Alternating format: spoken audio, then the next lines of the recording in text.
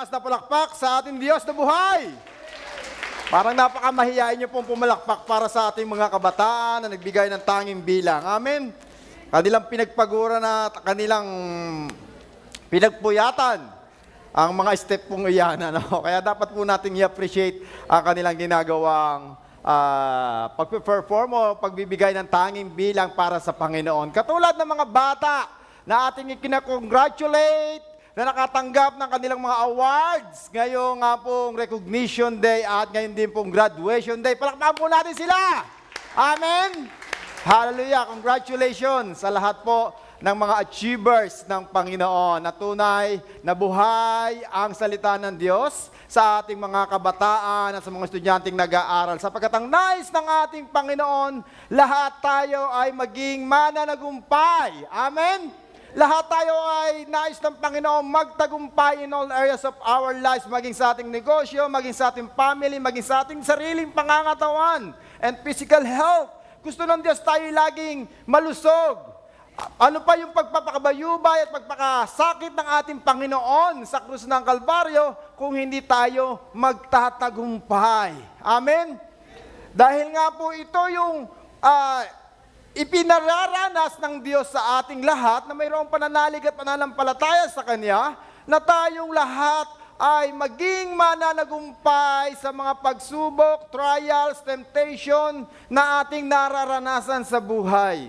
Kahit minsan nahihirapan tayo, kahit minsan napapagod tayo, kahit minsan ay parang gusto na natin give up, pero still, dahil nakasama natin ang Panginoon, tayo ay nagpapatuloy at nagtatagumpay sa lahat ng laban ng ating buhay. Amen? Katulad po ng mga estudyanteng nagtapos, parang kailan lang, sila yung mga grade 1, nursery, kinder, para bang piliting-piliting pa silang papasukin, pabangunin, dahil ayaw nilang mag-aral, magsulat, magbumasa. Merong mga teacher and classmate na kinakatakutan. Ito yung kanilang mga struggle sa kanilang buhay. At minsan, pag dumating na ang time ng teenager, nandoon na sila yung nai-inlove, nagkakaroon ng crush, at nagkakaroon ng broken-hearted, na ayaw na nilang mag-aral. Pero ngayon, kung ating babalikan at titingnan ang kanilang mga pinagdaanan, nakagraduate sila. Amen? With honor pa, with high honor. Amen? Kaya congratulations po sa mga kabataan pong ito, sa mga batang nakatanggap ng kanilang mga award from the toil, or from the fruit of their toil, sa kanilang paghihirap, pagpapagod, pagsusumigasig, at sa kanilang sakripisyo sa pag-aaral. At gayon din, siyempre, kung natutuwa ang mga estudyante, lalo na ang mga magulang. Tuwang-tuwa at proud na sasabit, magpaparelax, magpapabotox, magpapaalaypo para pagsabit ng kanyang anak sa graduation day at recognition day, bongacious na bongacious. Amen? Center of attraction. Kasi proud tayo sa ating mga anak. Amen? Meron nga tayong mga kapatiran, galing pang abroad, umuwi, para lang po sabayan o samahan ang kanyang anak sa graduation day. Amen? Ganun natin kamahal ang ating mga anak na gagawin ng lahat at ibibigay ang kinakailangan para hindi sila maghirap, para hindi sila makaranas ng kabiguan at pait sa kanilang buhay. Kaya gagawin ng mga magulang ang lahat ng nararapat at ang kaya nilang gawin para sa kanilang anak. Amen? At gayon din ang ating Panginoon Diyos. Kung tayong mga magulang natutuwa at nagagalak sa mga achievement nating natatanggap at ng ating mga anak, lalong natutuwa ang Panginoon Diyos. Naniniwala po ba kayo? Dahil ang Diyos natin mananagumpay. Kaya nga sabi ni Tita Rachel last week, na pumukaw ng aking puso at isipan sa kanyang pangangaral, there is no success without succession. There is no success. Hindi matutuwa ang Panginoon, hindi malulugod ng Diyos kung walang anak ng mga Panginoon daw ng Panginoon Diyos na hindi nagtatagumpay. Amen? Na nakatlulungkot sa isang Kristiyano na ang iyong anak ay nandoon sa lugmok na kalalagayan, na ang iyong anak ay hindi nakagraduate, ang iyong anak mayroong mga problema. Di ba nakalulungkot yan bilang isang magulang na sa sobrang pagpapakahirap mo, pagpapakasakit, pagpapakapagod, pagtitiyaga sa pagtatrabaho, mga pagkain hindi kinain, mga tulog na hindi itinulog para lang makapagtrabaho. Tapos, ang igaganti ng ating mga anak ay susukli, failure. Hindi nakagraduate. Pero sabi nga ng ating dating Pangulo, 75 lang ang grade, okay na yan. Tama po ba? Huwag natin masyadong i-pursue o itulak yung ating mga anak sa matinding pagsisimikap sa pag-aaral. Makagraduate. Ay, para po din sa akin, okay din po yun. Pabor po ko doon kasi ang grade ko dati ay 76 naman. Above the average din sa sinabi ng ating dating Pangulo. Nakagraduate din naman po. Kahit na mahirap, kahit na talagang nangangamote pagdating sa exam, humahaba ang leeg, nangongopya, nakagraduate din naman dahil sa pagsusumikap din sa pangungopya. Masipag lang tayo sa pagpasok, okay na. Amen? Mababait naman ang ating mga guro at mga teachers. Amen? Na tayo ay may consideration dahil sa ating nga pong pagiging mabait, masipag, dahil ayaw din nilang makasama kayo ulit next year. Dahil daw tayo mga pasaway. Kaya tayo gagraduate din. At tayo din ay ipapasa sa ating mga curriculum na ating nga pong tinetake sa ating pag-aaral. Amen? Kaya kung kayo po may Biblia, makibukas po kayo sa akin sa ating pag-aaralan sa gabing ito, sa Joshua chapter 24.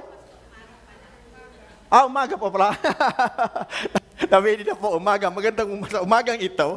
Ayan, malibit po sa tayo sa online gabi. Sa online sa ating healing ministry. Ayan. Sa umaga pong ito, kayo makibukas sa akin sa Joshua chapter 24, verses 14 to 15. Joshua chapter 24, tumayo po tayo. Samahan niyo po ako sa pagbabasa ng banal na salita ng Diyos sa umagang ito.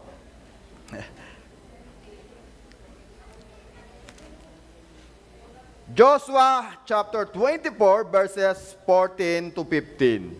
Nakita niyo na po ba? At ganito po ang nasusulat. Kaya ngayon, sambahin ninyo si Yahweh at paglingkuran ninyo siya ng buong puso't katapatan. Alisin ninyo ang mga Diyos-Diyos ang dating sinasamba ng inyong mga ninuno sa Mesopotamia at sa Ehipto. Si Yahweh lamang ang inyong paglingkuran. At kung ayaw ninyong maglingkod kay Yahweh,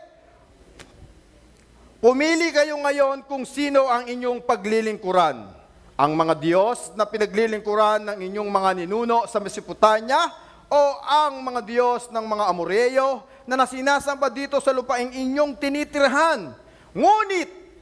Ngunit para sa akin at ang aking sambahayan, kay Yahweh kami maglilingkod. As for me and my house, we will serve the Lord. Sabi mo nga sa sarili mo, as for me and my house, we will serve the Lord. Mapalad ang pagbasa ng salita ng Diyos. Tayo po yumukot. Manalangin. Hi Lord Jesus, we glorify your name, Panginoon. Patuloy, O Diyos, kami nagpupuri, nagpapasalamat minsan pa sa isang pribilehyo na kami makadako sa iyong lugarin, sa iyong bahay panambahan upang magbulay-bulay, upang magpasalamat, upang maglingkod, O Lord, sa iyong ubasan. Nawa, O God, sa gabi, sa umagang ito, ay patuloy mo kaming samahan, kasiyahan sa aming pag-aaral.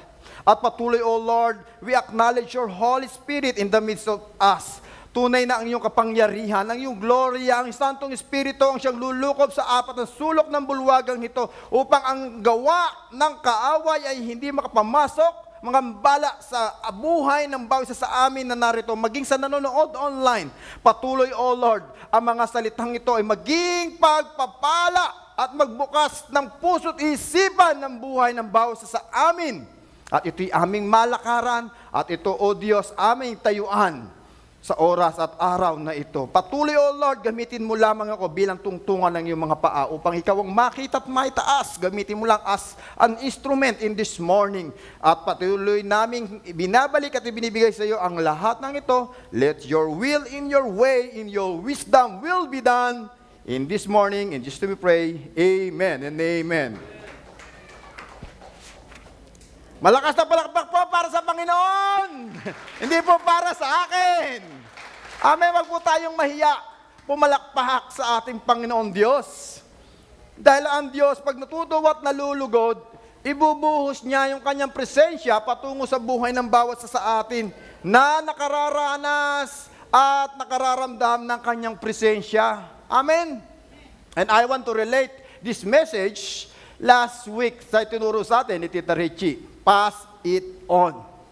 Na isang challenge sa ating mga Kristiyano na ipasa sa susunod na henerasyon ang mga bagay na ating naranasan, nakita, nasaksihan, naramdaman at nakantan buhat sa presensya ng ating Panginoon. Habang tayo'y naniniwala at nagtitiwala, nananampalataya at naglilingkod sa Kanyang ubasan.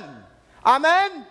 At ang Panginoon ay hindi nagkukulang at hindi rin po siya nagpapabaya sa Kanyang mga anak na patuloy na sumusunod, nananampalataya at nananalig sa Kanyang mga pangako. Dito po sa istoryang ito, ang ating babalikan, katulad din po ito ng istoryang binasa ni Tita Richie last week, na hindi bago at hindi na ito bago sa ating pandinig na marinig ang kalunos-lunos na sitwasyon ng mga tao noong panahon at nangyayari pa rin ngayon ang mga bagay na ito. Hindi ko po sinasabi na ang lahat ng wala sa upuan ito ay maring nagliliwaliw o sumamba sa ibang Diyos-Diyosan. Dahil nga po ito yung unang galit o kinagagalitan o kinaiinisan ng ating Panginoon sapagkat ang sabi ng kanyang utos, kauna-unahan, na wala tayong ibang sasambahin at kikilalanin maliban sa nag-iisa at buhay na Diyos.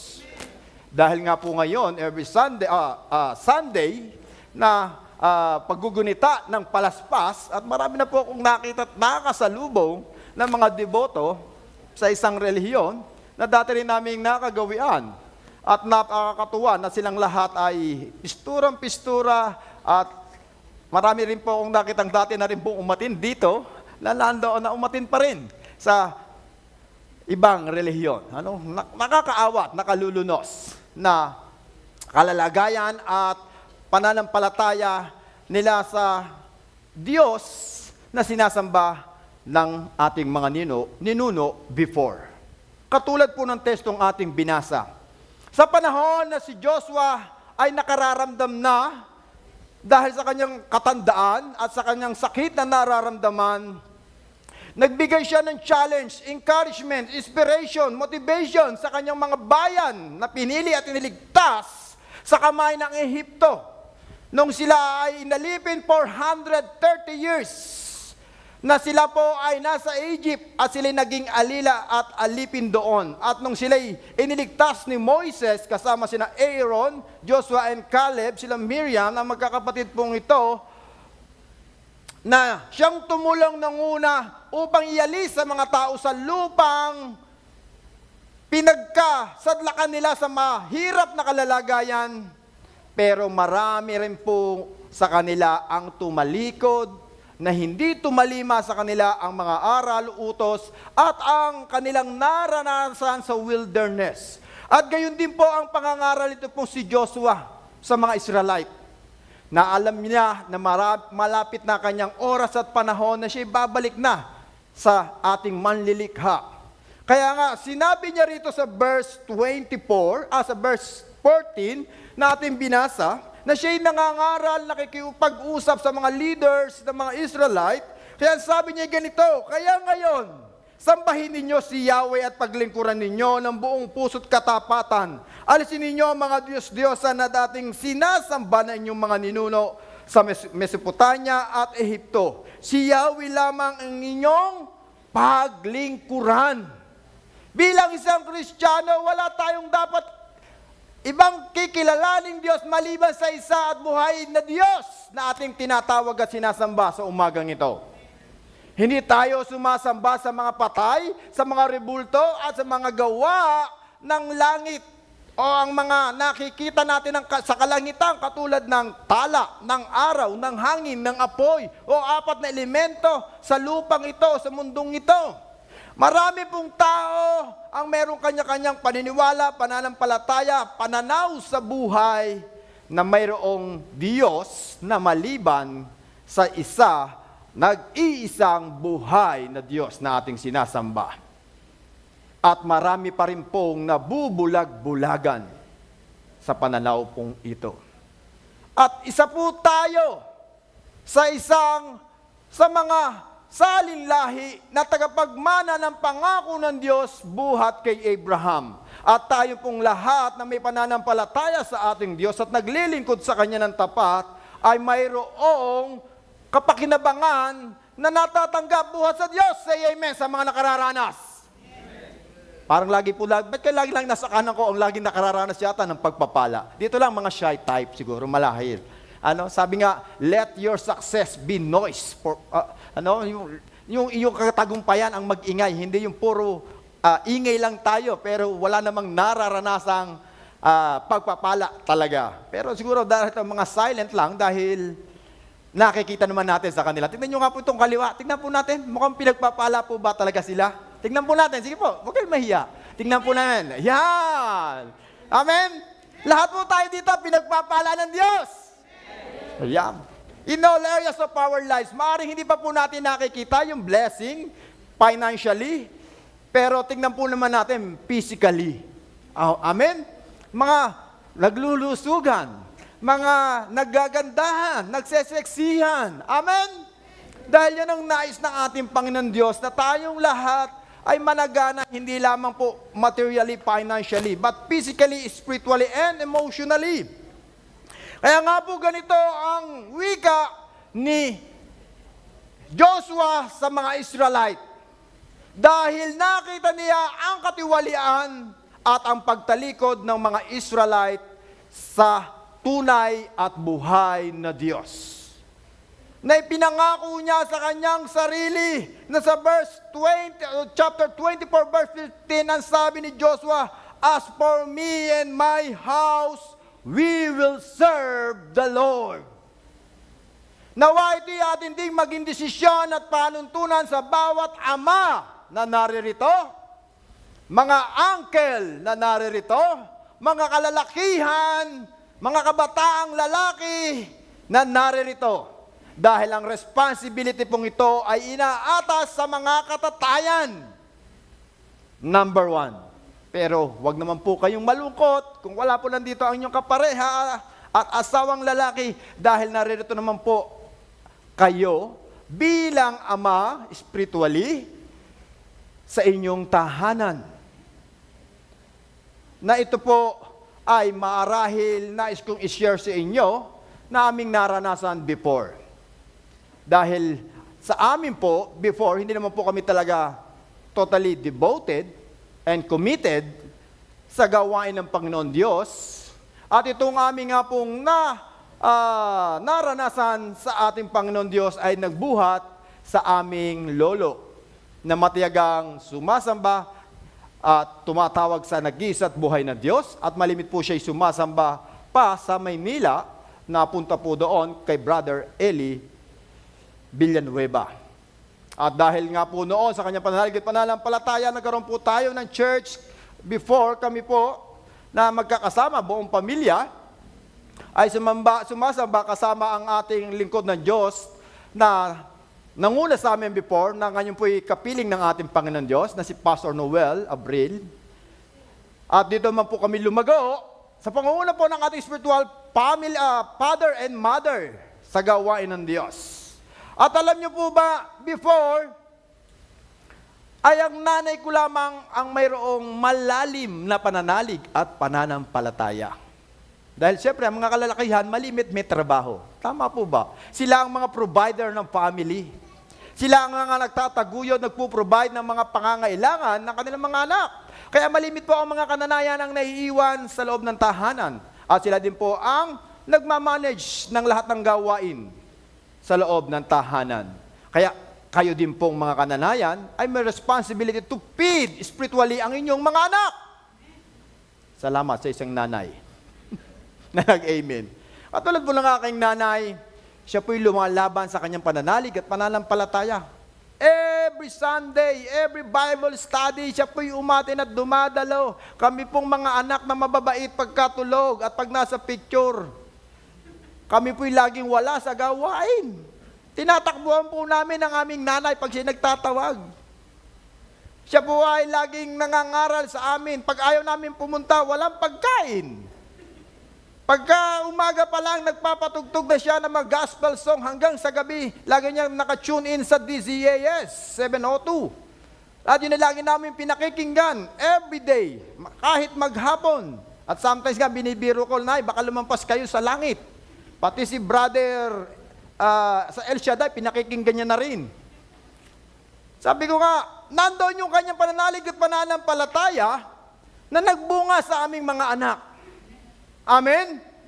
Dahil po nakikita, hindi po namin ito pagmamalaki, pagmamataas at pagmayabang, kundi binibigay namin at binabalik sa Panginoong Diyos ang lahat ng kapurihan at kaluwalhatian dahil sa pananalig at pananampalataya ng aming magulang na lumaban at nagtaguyod. Sa aming pananampalataya, halos lahat po kaming magkakapatid ay sumasamba at naglilingkod sa nag-iisang buhay na Diyos. At yan din po ang nais ko ding mangyari sa bawat pamilya na naririto. Dahil before, kung hindi nyo po natatanong, tuwing po ako'y papasok at nag-aaral, malimit po, wala po akong baon. Ako po'y isang working student, sa age of 7 years old, ako po'y nangingisda na. Dahil gusto ko, lagi akong may pera sa bulsa. Gusto ko ba may pera lagi ako? Gusto ko laging may nabibili akong pagkain. Kasi lalo sa school, binubuli ka pagka ang damit mo, ang dumi. Nakachinelas, ganyan, di ba? Nakasapatos na, nakamedyas pa. No, naka-short ka lang. Tapos, ang dumi ng iyong damit. Dahil nga po, 7 kami magkakapatid, hindi ganong kalaki ang sahod ng aking tatay to provide everything we need. Talagang eksakto lang po at malimit po, nariyan yung aking mga tiyahin na nagsusupport. Pag humingi ako ng baon, pagkain, binibigyan nila kami. At the same time, every Sunday, kapag po ako'y walang pera, dahil gusto ko nga pong laging may pera, sasamba ako dahil lang sa pera. Bakit po? Kasi binibigyan ako ng nanay ko ng 20 hanggang pamasahe hanggang Tehero. Ang pamasahe po noong 15 pesos na papunta roon. Pabalik pa. Kaya gagawin ko, sasabay ako sa mga tiyahin ko. Ililibre ako ng tiyahin ko. Sumamba lang kami sa ating Panginoon every Sunday. Umatin po kami ng mga DBBS. Pinoprovide ng aking mga tiyahin yung kakulangan sa aming pamilya. At lahat po ito ay nagbunga dahil nga po sa mga pusong handang handang tumulong sa gawain ng Panginoon Diyos at maging sa mga kabataang nais magpatuloy sa pagkilala sa isa at buhay na Diyos na ating sinasamba.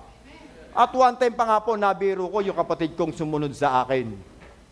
Nasabi ko, dahil siya ay talagang nandoon ang kanyang devotion, nandoon ang kanyang paglilingkod, lagi yung kasama ni Tita Richie sa paghayo. Kahit walang tulog, kahit walang kain, humahayo sila nila, Tita Richie, kasi siya dating gitarista. Sabi ko sa kapatid kong ito, ba sobrang devoted ka sa gawain ng Panginoon? Siguro magpapastor ka. Yun po yung sumunod sa akin. Binibiro ko siya. Ayan na yung pastor naming kapatid, na galing sa gawain. Yun po ang lagi kong binibiro at lagi kong inaasar sa aming magkakapatid. Dahil talagang nandoon ang kanyang pananalig at pananampalataya. Pero hindi ko alam, ako pala ang magiging pastor. Yung tinuturo ko, tinutukoy ko, sa akin pala tatama at babatok at babalik. Amen? Hindi ko akalain na kami tatawagin bilang isang pastor o maglilingkod bilang pastor sa inyong harapan. Dahil nga po to sa isang pananalig at pananampalataya ng aming magulang. At yan din po yung nais kong ipaabot sa bawat magulang na naririto. Na huwag tayong magsawa.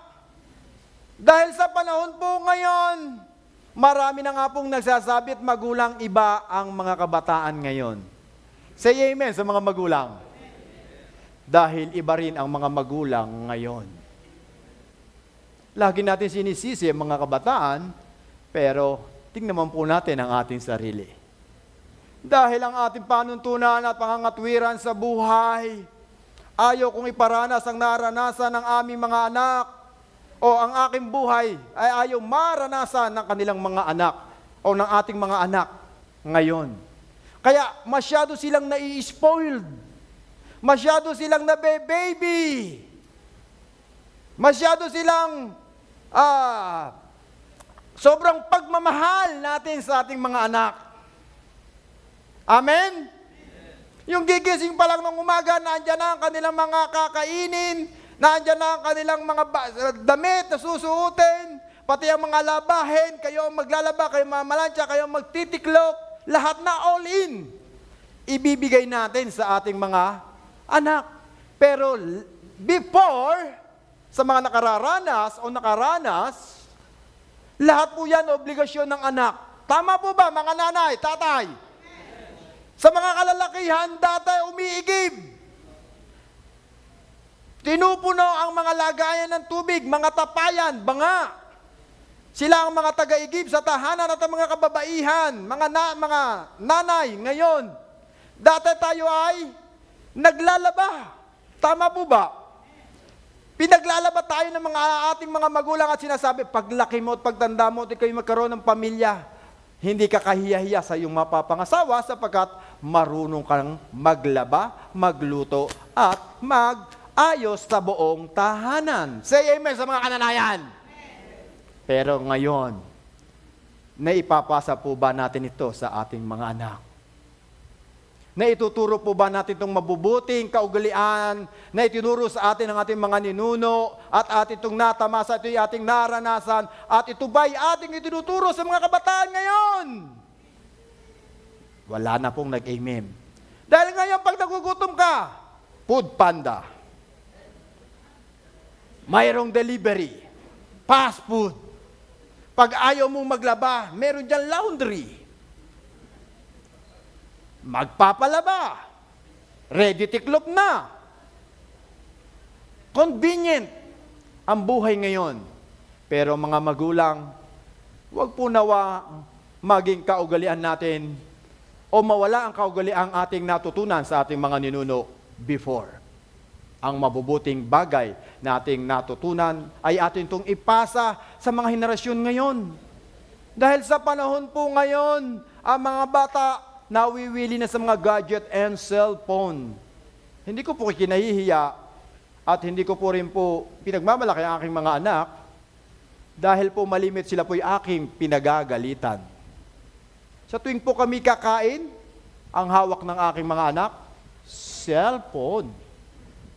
Sumasala na ang sinusubong pagkain kasi cellphone. Mga nanay, nakaka-relate po ba kayo? Utusan mong kumain, maglikpit ng pinagkainan. Parang walang nadinig. Parang walang nakita. Pinaghain mo na, pinagluto mo na, ikaw pa rin ang maglilikpit ng pinagkainan.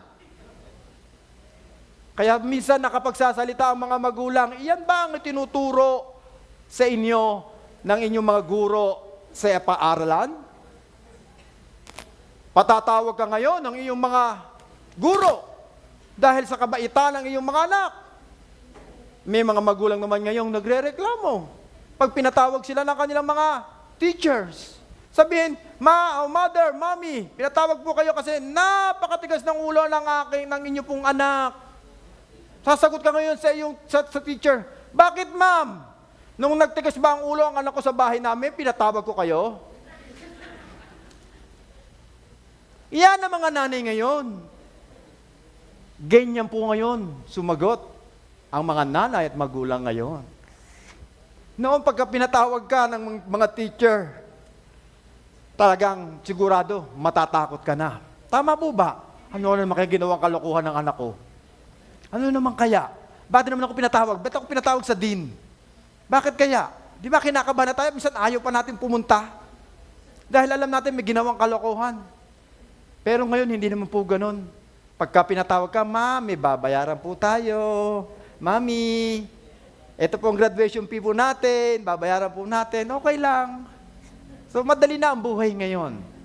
Kaya nga po itinuturo sa atin, katulad po ni Joshua, sa ating tekstong binabasa at pag-aaralan, dito nga po ay nakita ito ni Joshua, yung maling mga gawa, kalakaran, kasanayan ng mga tao before, bago nila o after nilang masaksihan ang kabutihan ng Diyos sa kanilang buhay, ito'y kanilang nakalimutan at nakaligtaan. Kaya ang kanyang desisyon sa kanyang buhay, sabi niya, "As for me and my house, we will serve the Lord." Nawa mga tatay, nanay na naririto, kalalakihan at mga nanonood online, ito ang ating maging panuntunan sa ating buhay. Na tayong mga nakakilala sa Panginoon, hindi man po tayo ang maghayag para sa kanila, pero ikaw ang maging ilaw para sa kanila. Ikaw ang magtuturo, ikaw ang maglalapit sa kanila sa Panginoon. Katulad po ng aking nanay, hindi po siya marunong mangaral ng salita ng Diyos. Pero naniniwala ako, I do believe personally in prayer. Nandoon na ang kanyang dalangin.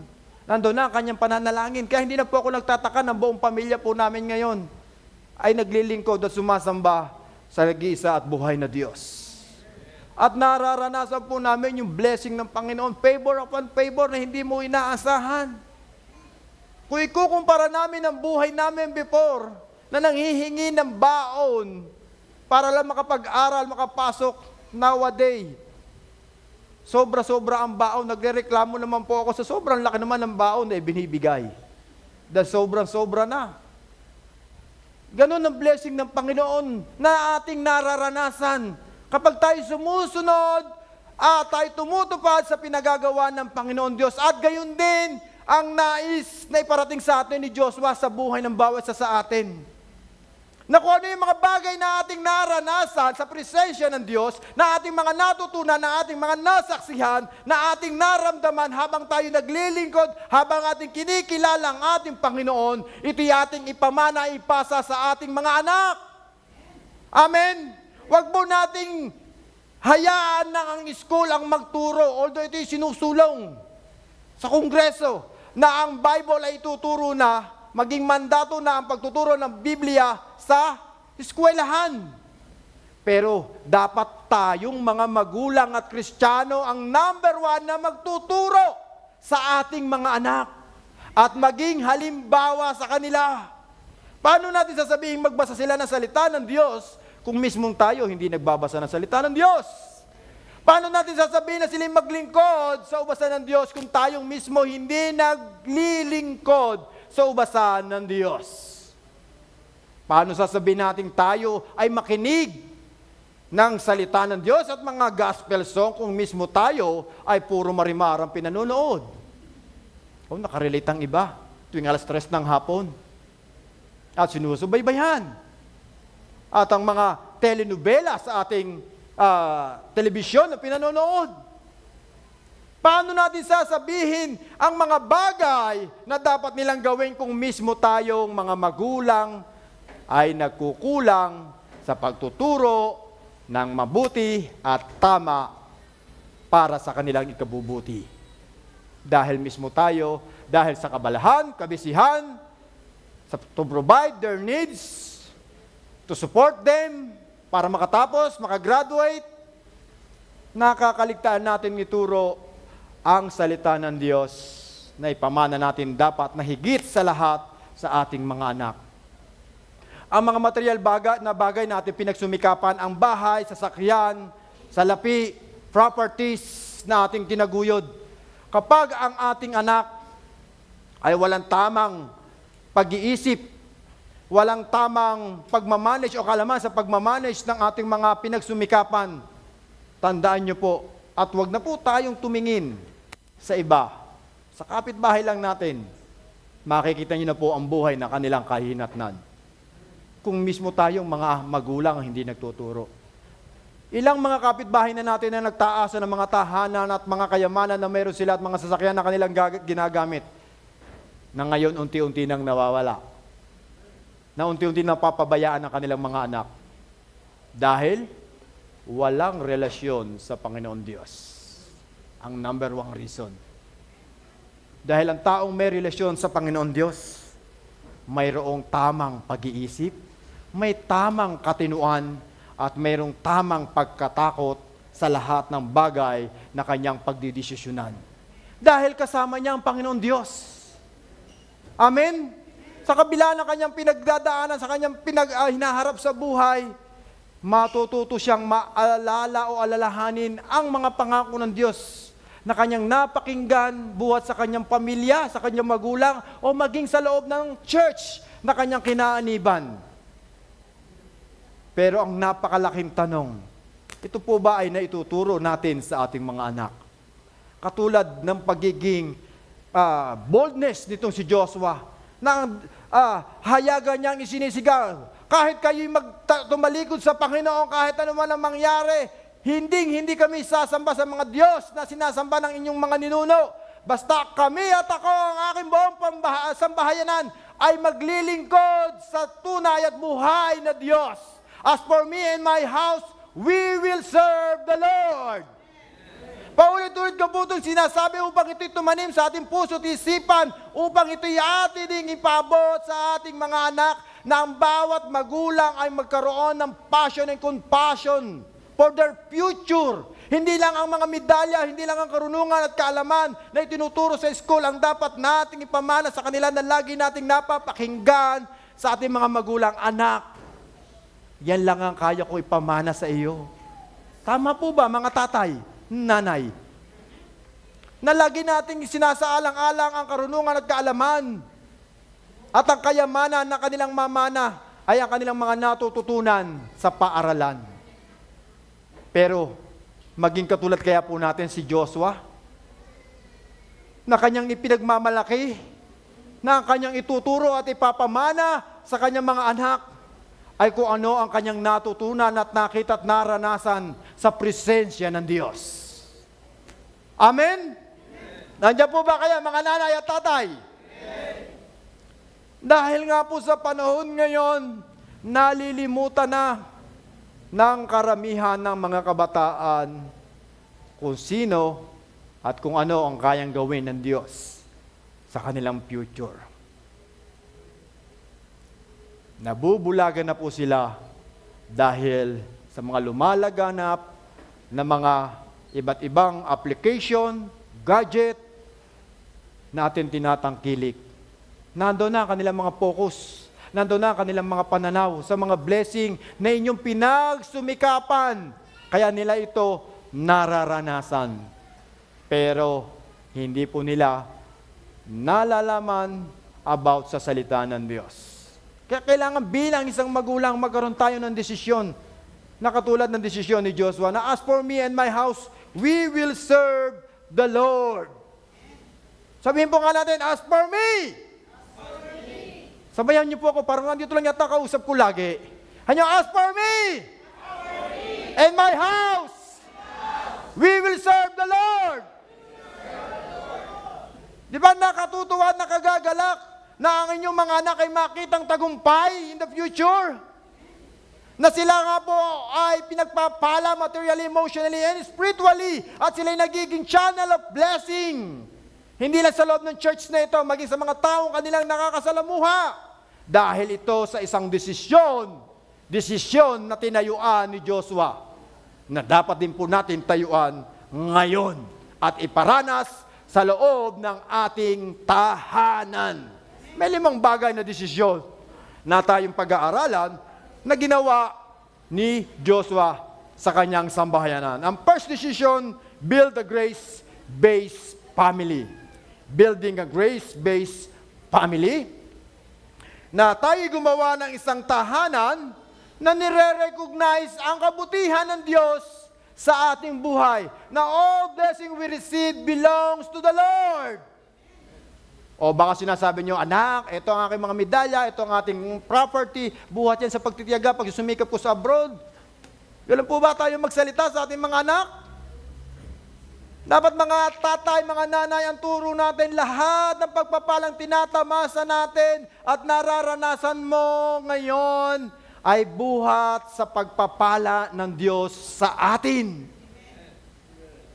Can we teach them na ang lahat ng ating pong pagpapalang natatanggap, mga pagkain ating kinakain natin, atin itong pinagpapasalamat sa ating Diyos sa loob ng tahanan. Nakikita ba natin ito sa ating tahanan na bago tayo matulog, kumain, gumala, tayo nananalangin kasama ang ating buong sambahayan? Say amen. Salamat sa iilan. Dapat tayo po, kahit in silent prayer, kahit yung madinig lang po natin, amen. Sa kainan. A simple prayer, make difference to their lives. Na pinakikita natin sa loob ng tahanan, na yung ating tahanan ay nagiging sentro ng pagmamahalan, paggagalangan at respeto sa isa't isa sa tulong ng banal na Espiritu at karunungan na ibinibigay at tinuturo sa atin ng ating Panginoon. Amen? Kailangan mismo tayo. Hindi yung paggagandahin natin ang paggagandahin ng ating tahanan, ngunit hindi naman nakatira si Kristo sa loob ng ating tahanan. Kaya nga sabi ng Psalms 127 verse 1, maliban ng Diyos ang nagtayo ng bahay o ng tahanan, ito ay walang kabuluhan. Kaya dapat yung ating tahanan ng Panginoon ang siyang builder. Amen? Siya nagiging sentro ng ating tahanan na nakikita yung pagkakaisa, pagtutulungan at pagmamahalan sa ating mga tahanan. Huwag po nating kunin ang honor dahil sa ating pagsusumikap at pagtitiyaga sa pagtatrabaho sa abroad o sa anumang mga negosyo ang ating itinayo, tinaguyod, katulad ni Joshua na kanyang ipinangaral sa Joshua chapter 24 verse 11 to 13. Na nakita ni Joshua sa mga Israelite na instead na ang Panginoon Diyos ang kanilang papurihan at pasalamatan, ang sinasamba nila ang mga langit, ang mga ulap, ang mga bituin, at ang mga araw, maging ang apoy. Ito ang sinasamba ng mga taong tumalikod at hindi tumalima ang karunungan at kaalaman na itinuro ni Moises sa kanila before.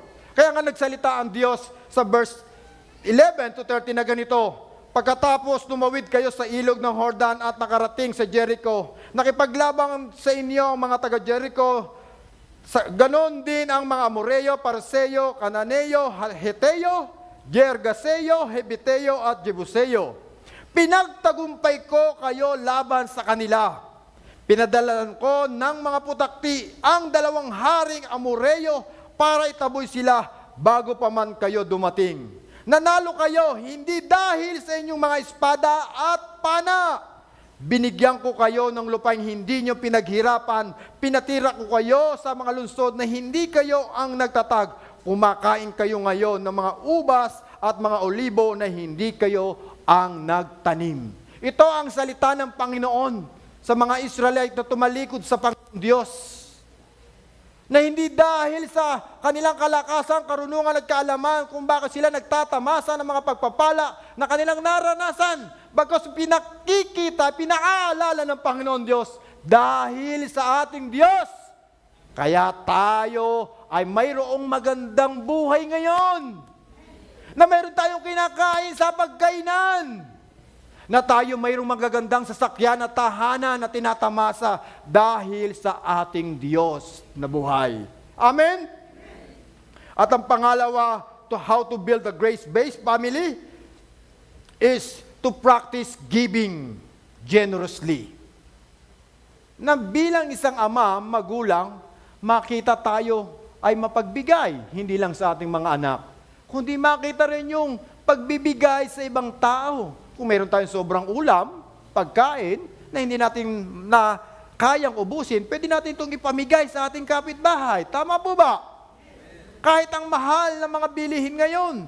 Nung araw po kasi, nung aking naranasan, before, kapag ang aming lola ay nagluto, kasama na sa pagluluto ang kapitbahay. Dahil nung po, hinihingi lang naman ng gulay. Tama po ba? Kaya pag nagluto po yan, kahit sardinas ng sahog, kasama na ang kapitbahay, pinamimigay. Pero nowadays po kaya, nanay, tatay, may ugali po kaya tayong mapagbigay sa ating kapitbahay? O ibibigay natin pagkapanis na? Dahil itatapon na. Dahil sa mahal ng bilihin, nagtitiyaga tayo at nagtitipid. Pero dapat makita sa atin yung pagbibigay. Materially, financially, maging yung ating nga pong ability, yung ating skill, mga talent. Maging kagamit-gamit tayo kahit hindi na po natin sila mahayagan ng salita ng Diyos, pero nakikita sa ating buhay. Si Kristo na siyang mapagbigay na unang nagbigay sa atin at nagparanas ng mga bagay natin tinatamasa. Ito'y ating ipaabot at parating sa ating mga kapitbahay. Say amen! At higit sa lahat, pagdadating sa pagbigay ng tithes and offering. Dito po tayo malimit na susubok. Pagdadating sa tithes and offering. May mga ilang sekta na hindi ito tinuturo, pero yun ang pananalig nila at pananampalataya. Pero in this church, we practice. Hindi lang to practice. Dapat isabuhay natin ito. Amen? Na tayo nagbibigay ng tithes and offering. Na hindi na po dapat tayo, kailangan pa maganda ang exhort, na-challenge ako, na-encourage ako, malaki ibibigay ko. Hindi po dapat ganun. Ang pangit naman ng exhortation. Hindi ako na-bless, saka ako na ibibigay ito. Kasi minsan, sa buhay po natin, meron tayong doubt na dumating ba kayo sa punto na nagdadalawang isip ka kung ibibigay mo ang tithes and offering? Sa EMS na nakaranas. Lalo na kung alam mo na yung parating na yung bayarin, yung bills, tuition fee, na parang ayaw mo itong ibigay. Say amen. Salamat sa mga honest. Na talagang iintay mo pa yung encouragement ng nag-exhort. Kung maganda ang encouragement, nangusap ang Diyos. Natouch ako. Natakot ako. Ibibigay ko na to. Pero pagka hindi na-touch, hindi natakot, okay lang. Thank you, Lord. Answered prayer. Saka ko na ibibigay. Hanggang sa nalimutan na. Hindi na ibinigay. Pero alam yun ng Diyos. Kaya dapat bilang isang magulang, maging buhay na po natin ang pagbibigay. Amen? Makita ito. Nung bata pa lang po ang aking mga anak, tinuturuan na po namin sila ang magbigay ng tithes and offering namin. Hindi lang dahil tinatamad kami tumayo. Makita po nila na sila po ang naglalagay sa buslo ng ating mga tithes and offering. Amen? Kaya napapractice po yung ating mga anak. Nasasanay. Na ano kaya yung binibigay nila? Yun ay pagbabalik, pasasalamat sa ating Panginoon Diyos. At another way to build grace-based family is to being quick to forgive and slow to take offense. Love cover all the multitude of sin. Na dapat ito rin ay maranasan sa ating tahanan. Yung pagpapatawad sa mga taong nagkasala, yung ating mga anak. At one time nga po, nakita ko at dumaan po sa aking newsfeed, at marahil ito nakita rin nyo po sa inyong mga Facebook account, na mayroong isang anak na nagkaroon ng pagkakasala at pagkakamali sa kanyang magulang dahil hindi daw niya kayang maging valedictorian. Dahil umaasa sila ang kanilang mga magulang na ang kanyang anak ay maging valedictorian. Ano po ang ginawa ng batang ito? Hindi po ako sigurado sa balitang aking nakita at narinig, parang gumawa sila ng hindi maganda ng batang ito at ng guro. Na ngayon ay nakakulong po ang guro dahil sa child abuse. Ang balita ng aking nabasa po ay nagkaroon sila ng relasyon para lang maging valedictorian ng kanyang anak. Dahil sa sobrang higpit ng magulang na maging valedictorian ng kanilang anak. Umiiyak ang bata dahil hindi niya kaya. Dahil sa sobrang takot niya na siya mapagalitan ng kanyang ama at magulang. Kita-kita naman po sa Facebook kung paano siya pinahiya. Talagang maaaring ginawa ito ng bata na magkaroon ng relasyon sa kanyang guro para lang masungkit ang valedictorian. And one time pa nga po, sa aking nakita at nabasa din, sa isa sa mga friend list ko, na humihingi siya ng tawad sa kanyang papa at mama, na sabi niya, Papa, Mama, sorry, kung second honor lang ang aking kaya. Sa susunod, pagbubutihan ko pa. Sobra-sobra naman po. Sabi nga ni Duterte, di po ba? Kahit 75 lang, okay na. Natatakot tuloy ang mga bata. Nagkakaroon ng phobia. Isa rin po sa akin nakita yung bata, 7 years old, takot na takot, iyak na iyak, meron siyang stress. Hindi lang po matatanda ang nakararanas ngayon ng depresyon. Pati po ang mga bata ngayon nagkakaroon na ng depresyon, edad of 7 years old. Iyak nang iyak, walang tigil dahil lagi daw siya sinisisi ng kanyang mga anak, ng kanyang mga magulang at kapatid. Lahat daw ay kanyang pagkakamali. Sa lahat ng nangyayari sa loob ng tahanan. Minsan po kasi may mga magulang, hindi nila itinutulak ang kanilang mga anak para lang po pag-aralin, kundi makakuha, maging sikat. Hindi yung kanilang anak, kundi ang ating sarili na matanyag, na laging maging parit-parito sa pagkakita, pagsabit sa entablado na makita ang kanilang anak, o to be proud na makita ang kanilang mga anak ay may sabit. Kaya tuloy, hindi natin nakikita ang epekto sa ating mga anak. Tama po ba, mga anak, mga nanay at tatay? May mga anak tuloy natatakot. Nung makita ka isang kwento, sabi ng isang bata, "Anak, ano naman tong malaking bilog sa test question mo na nakita ko? Ano naman to? Hindi ka na naman nag-aaral. Hindi ka na naman nagbasa. Hindi ka na naman nakapasa sa exam."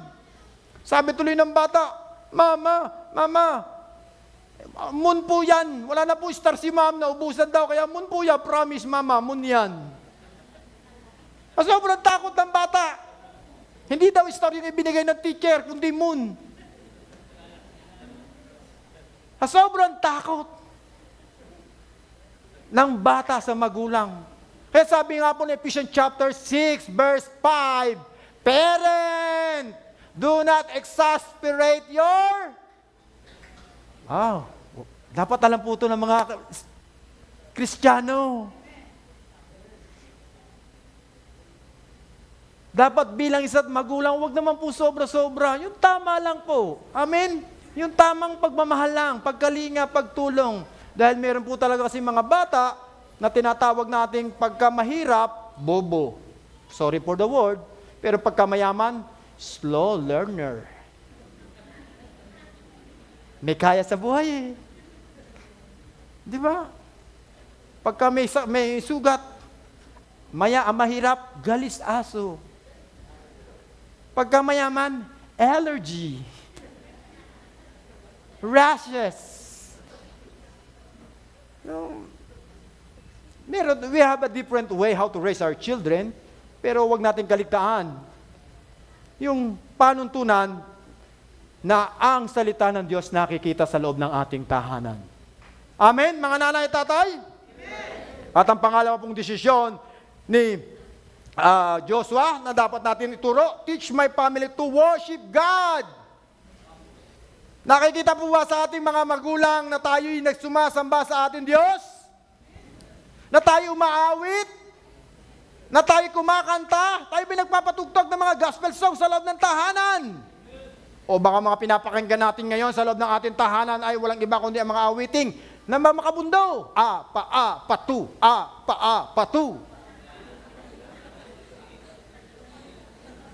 Tuwan-tuwa pa tayo habang kumikente ang ating mga anak. At lalo ngayon sa mga kabataan ngayon, ang nauusa ngayong kanta. Alam mo ba, mahal mo na. Ba't adan? Ba't adan? Alam mo ba? Kung mga awiting itong natututo na nauuso ngayon. Hindi ko na maintindihan, hindi na natin maunawaan. Ang mga awiting ngayong nauuso, sasayawan pa ng mga kabataan ngayon. Amen? Dapat tayo mga Kristiyano, hindi nakikipamatok sa ganitong gawain namin. Nakatutuwa na makita silang nag-e-enjoy. Pero maging masaya na lang tayo, huwag tayong tumulad. Amen? Dapat ituro po natin sa mga bata, sabi ng Kawikaan chapter 22 verse 6, ituro sa mga bata ang dapat nilang lakaran upang sa kanilang pagtanda, hindi nila ito makaligtaan at malimutan. Meron po tayo, mga tatay at nanay, na dapat natin turuan. Hindi po natin dapat ituro ang mga makamundong ito. Although napapakinggan ito, pero dapat makita po sa atin to. Dapat ituro nga natin yung mga bagay na makalangit. Sabi nga na isang awiting aking nakanta, ito yung mga nursery rhyme o mga bata. Sabi niya, ako ay may Kristo. Nandun siya sa langit, di ko man makita, nasa puso ko na, sayang lang ang buhay mo. Kung sa impyerno patungo, tanggapin si Kristo, sa langit ka patungo. O, di ba? Mga simpleng awitin, hindi, apa-apa-tu. Hindi ko maintindihan ang mga awiting ito. Teach my family to worship God. Amen? Turuan po natin ang ating panganak. At ang pangatlo, becoming a student of obedience. Na kailangan tayo ay sumusunod sa mga leaders ng church. Nang pag kami panawagan si Tita Richie, si Daddy Bishop, sumusunod tayo. Meron tayong submissive spirit, a servanthood spirit. Dahil ang ating sinusunod ay hindi ang mga leader sa loob ng church, kundi ang sinusunod natin ay yung panuntunan at panawagan ng ating Panginoon Diyos. Amen? Makita po sa atin to, becoming a student of obedience. Dahil mayroong blessing sa pagsunod. At ang blessing hindi basta-basta babaksak sa ating mga anak at susunod na mga henerasyon. Ang blessing bumabaksak dahil sa ating pagsunod sa mga panuntunan ng ating Panginoon Diyos. Ang mga blessing na natanggap natin before ay hindi automatically magkukontinyong marireceive ng ating mga anak kung hindi sila susunod sa pinagagawa ng ating Panginoon. Kaya ngayon palang turuan na natin silang maging submissive. Amen? Hindi po tayo mga nanay, mga magulang ang susunod sa ating mga anak. Kaya nga sabi ni Tita Richie, as long na sila'y nasa ating puder, may karapatan tayong tumayo bilang magulang. Hindi ko po ikinahihiya, malimit pag po ako'y nagagalit sa aking mga anak, pinalalayas ko po sila sa aking tahanan. Kahit masakit man sa aking damdamin. Bakit po? Tinuturuan ko po silang maranasan kung anong buhay ang meron na kanilang kahinatnan kung hindi sila marunong sumunod sa aming pinagagawa. Sa loob ng tahanan, pwede silang gumising na alas 10, alas 11, paggising kakain, pero subukan nilang umalis sa loob ng tahanan na aming tinitirhan. Maaga pa lang, gigising na sila para maghanap buhay at para magluto upang bumili din ng pagkain na kanilang kakainin. Kaya mga magulang, huwag naman sobra-sobra ang pagsisilbi sa inyong mga anak. Minsan pagalitan nyo din, pero habang pinagagalitan, sinusubuan nyo, kain na. Subok na din, papasok na, late na. Ang babait na mga nanay ngayon, train them to be obedience in the Lord. At ang pang-apat, remembering my spirit heritage. Na ating halalahanin yung mabubuting bagay na ginawa ng ating Diyos sa ating mga ninuno, sa ating buhay, at sa mga taong nakaranas ng mga pagpapala habang sila'y sumusunod sa ating Diyos. Hindi ko na po masyadong kahabaan dahil alam ko sapat na ang ating mga nadidinig at nakikita at nararanasan habang tayo sumusunod sa Panginoon Diyos. At ang panlima, choosing daily to serve the Lord. Ito po ang pinakamahalaga sa lahat na aking nakita. Nasabi nga po ni Joshua, as for me as my house, we will serve the Lord. Choosing daily to serve the Lord in all areas of our responsibilities. Na sa lahat ng ating gagawin, lagi natin isipin at gawin na tayo naglilingkod dahil tayo mayroong isang Diyos na nakakita at siya nga pong nagpapala sa bawat pagsunod at sa ating paglilingkod na mayroong katapatan sa loob at labas ng iglesyang ito, sa ating tahanan, maging sa ating trabaho, maging sa ating pag-aaral, maging sa lahat ng ating ginagawa. Kailangan nabibigyan ng kaluguran ng ating Panginoon Diyos. Amen? Tingnan mo nga yung katabi mo. Kung siya ba'y natutulog, nalulugod ba ang Panginoon? Tingnan niyo nga po kung tulog na.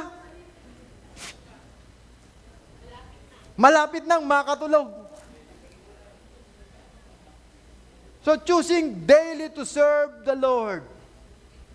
Kung tayo may mga panahon at may extra time, mga extrang financial, kailangan ito'y ating makita sa ating buhay na tayo naglilingkod, hindi lang dahil nais nating tumulong sa ibang kapwa o gumawa ng mabuti, kundi dahil ito ay buhay na natin.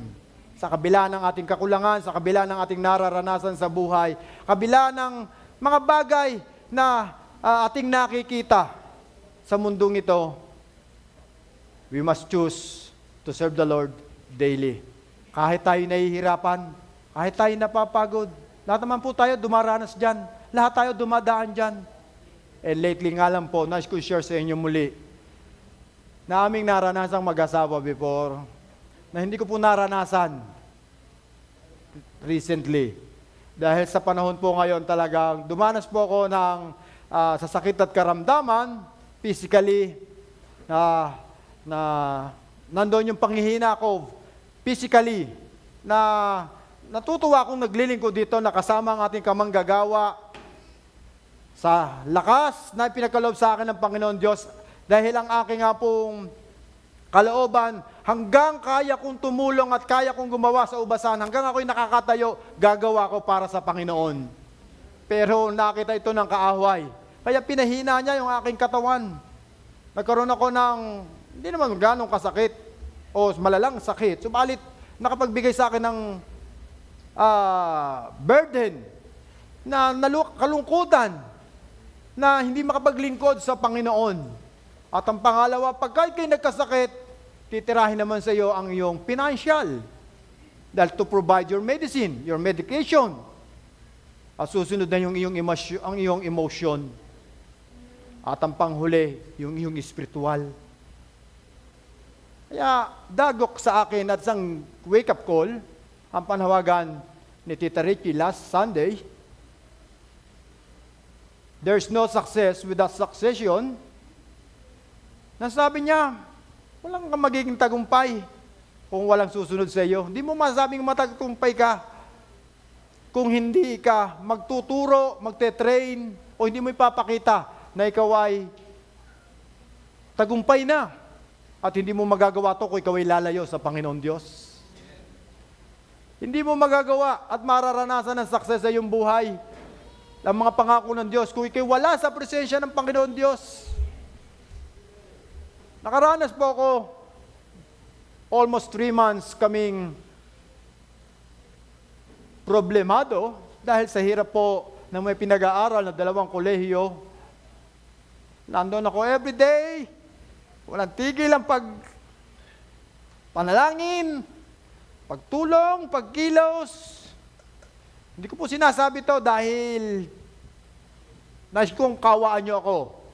Walit ako'y nangungusap dahil gusto ko ipatotoo at ipakita ang kabutihan ng Diyos.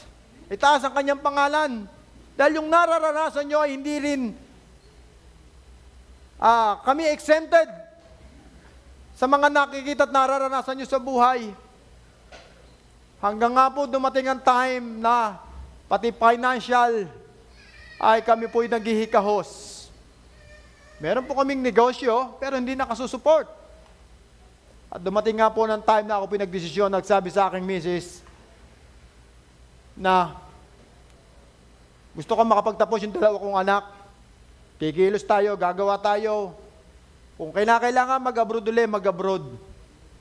Pero sa puso ko, sabi ko, Lord, ayaw ko na mag-abroad. Ayaw na namin. Gusto namin maglingkod. Pero kailangan po ng mga anak namin na suporta financially.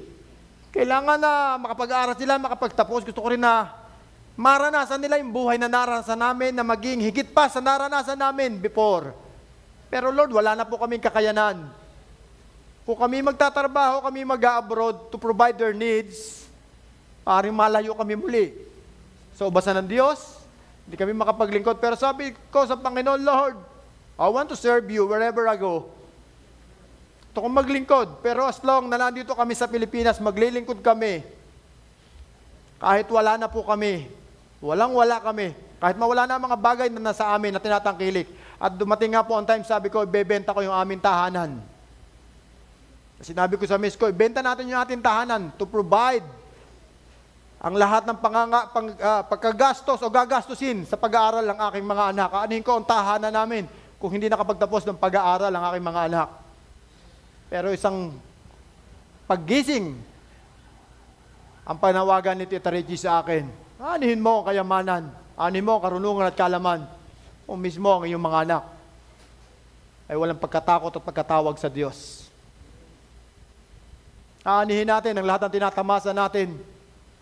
Kung hindi nakikita sa ating buhay na mayroon tayong tinatawag na Diyos, na may kinikilala tayong Diyos, na no matter what happened, na tayo nananatiling nakakapit sa ating Panginoon Diyos, na tayo sumasamba, tayo naglilingkod, paano tayo magiging isang huwaran kung tayo mismo ang gigibap sa mga bagay nating nararanasan? Kaya nga po dumating sa puntong nito na salita ni Joshua, "As for me and my house, we will serve the Lord." As for me and my house,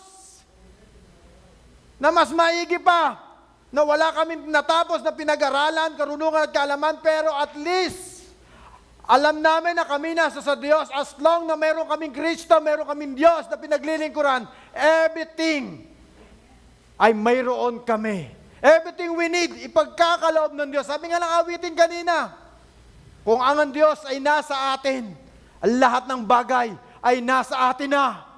Because we serve the living God, the truly God, na ating pinaglilingkuran. At doon nga po nagpakita ang Diyos, na dati-rate wala po kaming benta. These past 2 weeks, nakakatuwa ako'y napapayak sa Panginoon.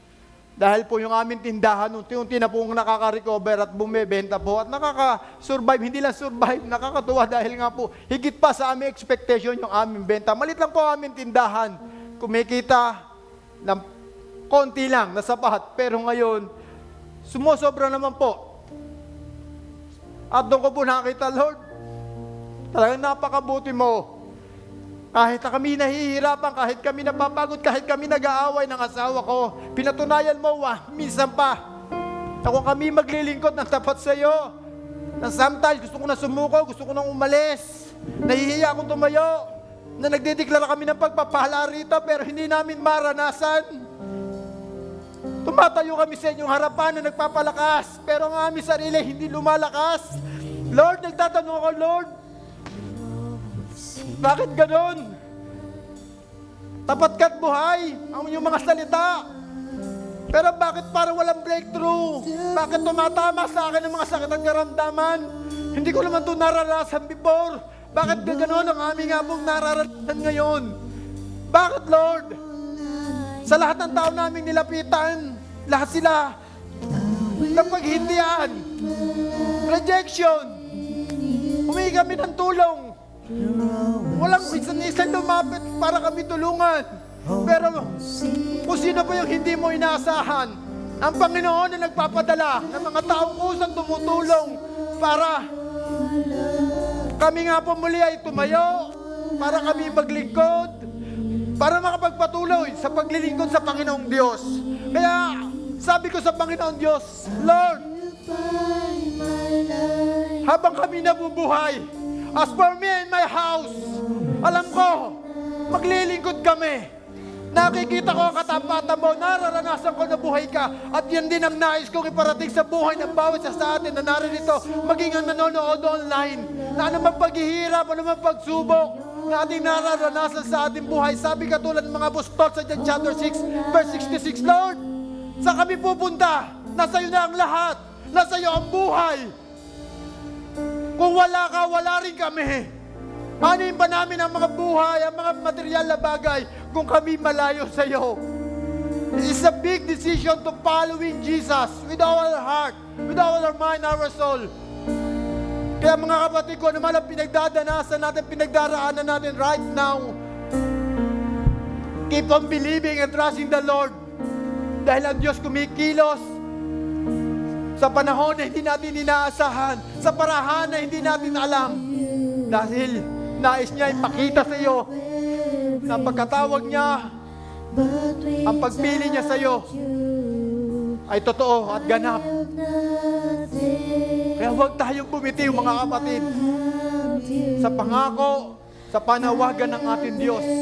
Maging desisyon na po natin ngayon na lumabas tayo sa bahay panambahang ito. Nasabihin natin, as for me and my house, we will serve the Lord. We will serve until the end of the world. Tayo mananatili hanggang sa kanyang pagbabalik. Tayo matatagpuan niyang nagtatapa sa kanyang ubasan. At yan po ang maiiwan ko sa oras at araw na ito sa buhay ng bawat Kristiyano na may pananalig at pananampalataya sa ating isa at buhay na Diyos sa umagang ito. To God be the glory.